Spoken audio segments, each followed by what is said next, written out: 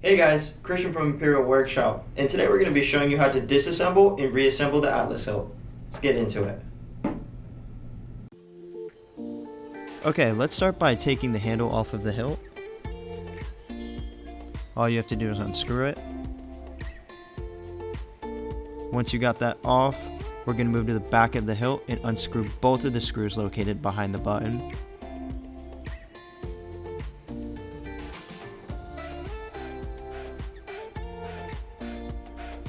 Make sure to keep those screws in a safe place. They are very important.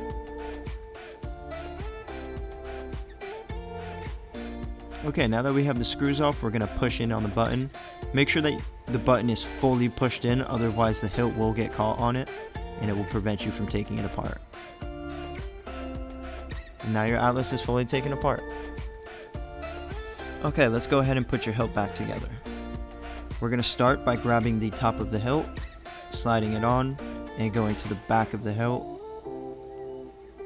It doesn't matter if you put the top screw in or the bottom one in first, they both will yield the same result. So let's go ahead and screw those back in.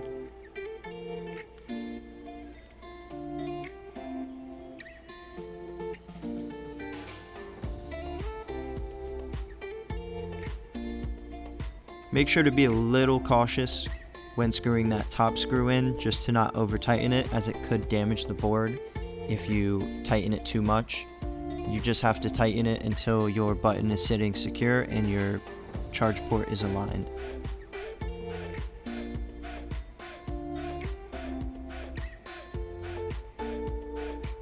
Once you do that, all we have to do is screw the handle back on and your hilt is fully assembled.